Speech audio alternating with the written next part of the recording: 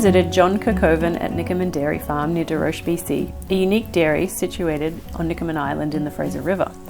Unlike most dairies in BC, Nicomen takes advantage of its larger land base by intensively rotationally grazing its herds, as opposed to the usual confined systems.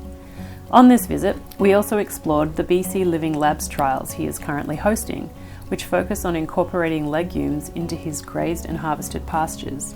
My name is John Kirkoven, and I'm the owner of Nicomen Farm Limited in Desroches. We have 350 acres, and we milk 120 Jerseys and Holsteins. A philosophy that we've had on this farm since 1955 is we feed our cows predominantly through intensive rotational grazing. Because of the abundance of land relative to the number of cows we have, the farm has three streams of revenue.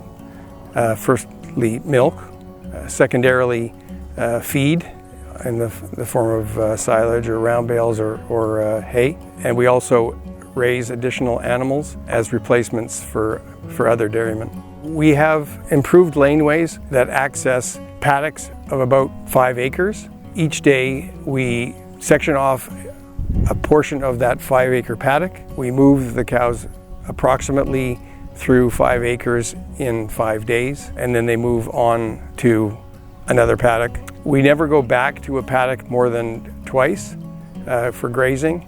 So what we do then is we would pull it out of the rotation, grow it out, and take it either in the form of hay or round bales. The care John takes in his operation extends not only to his cows, but also to the pastures and what lies below.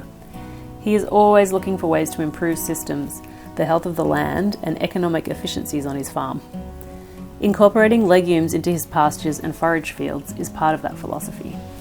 A lot of the literature that I've been reading, or what I've learned at seminars, is that the inclusion of legumes in pasture and forage are both beneficial for the soil, but also can lead to increased milk yield on a per acre or per unit basis. And so I have been incorporating mostly clovers over the past few years, and then about a year ago I started to also include bird's foot trefoil in the grass mixes, both for overseeding and for new pasture. Our standard mix now, or for the last period of time, has been 40% tall fescue, 40% orchard grass, 13% double cut red clover, and 7% bird's foot trefoil. We use a similar mix for overseeding, but we don't put any tall fescue in because it doesn't compete very well in an established pasture. While John is taking such good care of his fields, the BC Living Labs are also currently conducting trials on his farm around the incorporation of legumes in his pastures. We have pastures that we overseed only with orchard grass, and others that we have overseeded with orchard grass and bird's foot trefoil. One is a control, and the other is to see if we will get enhanced growth. We'll also test for the quality of the forage, and the hope is that we will also be able to fertilize those paddocks that have the legume in them less. In theory, the addition of a legume will enhance the growth, so the volume of what you might expect from a pasture or from a forage field. But additionally, it should raise the level of the protein, so it elevates the quality of the forage. And then additionally, it's also good for the soil health.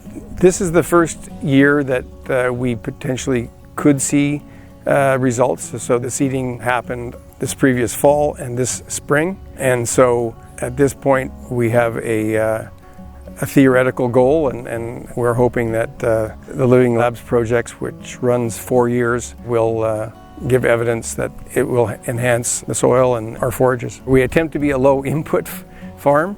The hope is that we will be able to reduce our fertilizer costs. And so if we are able to use less chemical fertilizer, that will lead to a smaller greenhouse gas footprint, because that process of producing chemical fertilizer is greenhouse gas intensive. I'm Mike Witt. I'm the project agrologist for the Dairy Living Labs project. I'm from the BC Interior in the Okanagan and work with forages and livestock nutrition throughout all sorts of industries. The exciting thing about the Living Lab projects in BC and throughout Canada is that they're farmer-led trials in partnership with researchers at AFC and various other industry partners to look at carbon sequestration, greenhouse gas emissions, and economics on farm. Specifically within this project or within this farm, we're looking at nitrogen with the incorporation of legumes. Of course, legumes can fix their own nitrogen. So there's two benefits to this, both from a forage quality perspective. If we can increase the protein or the quality of the protein within the forage, there also could be a yield benefit. Additionally, if we can reduce the outside nitrogen inputs onto the farm, we can make the farm more efficient and hopefully help economically. This information is most impactful for producers because it directly benefits their cost of production and also can benefit them in terms of the product they're shipping out if they can make that cow a bit more efficient. Additionally, the project is examining any environmental benefits in terms of changes in emissions or potential for loss of environment, residual nitrogen, or other lost vectors. In addition to the nitrogen fixing ability of the legumes, from a soil health standpoint, we're using a whole different plant species group. So they have a different root architecture, different growth patterns, and different abilities to help feed the soil microbes as compared to those grass species. So it allows us some additional diversity within the stand to help cycle nutrients, help improve soil health and tilth over the long run. I think that the practice of incorporating legumes into perennial stands could be applicable throughout the province. Trefoil was selected here because of the grazing function. For other farms who aren't grazing, some of the clovers might be a better fit, specifically red clover.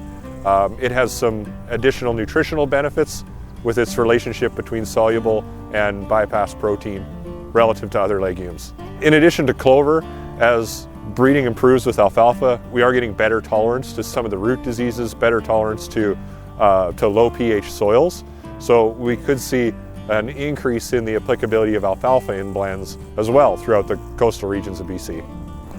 While the results aren't all in yet, we have a lot of optimism around this and its future potential for farms in BC. For example, on this farm, the producer said he's going to continue incorporating more legumes into his new seeding stands, such as we've done in this project. Beyond this practice of seeding legumes into his pastures, John is always thinking about the bigger picture on the farm. Improving soil health and rejuvenating pastures is top of mind. This kind of bigger picture thinking also extends to the environment on and beyond his farm and land base too. It was brought to my attention by an important employee who talked about a pasture renovator. I purchased that machine, and so if we have a paddock that is beginning to get a bit thin in terms of the grass population, we will pasture renovate it, which is a machine that kind of lifts the soil and enhances the oxygenation in the top 23 centimeters, and then we'll overseed it with a through seeder. The pasture renovator increases root growth, and so those forages that have a better root system, because there's more oxygenation, there's more worm action, there's all of these things, I think certainly will help to have any forage stand be more resilient to climate change.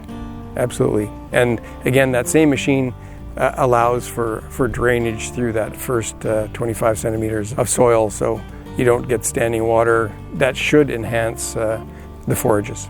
As you move around the farm, you'll see that we've planted trees or left trees standing, and it's all with an eye to a beneficial, not only for the cows because they have a shaded area to relax, but also for bees, for pollinators, for birds. There's an eagle's nest on the farm, a bald eagle's nest. Also as windbreaks, because we have a strong outflow winds in the winter. There's many benefits to having trees or hedgerows or areas in the farm that are for things other than the cows. We don't harvest right up to the edge of ponds or waterways, and we try to leave a bit of a our riparians set back in order to accommodate more species than the cows.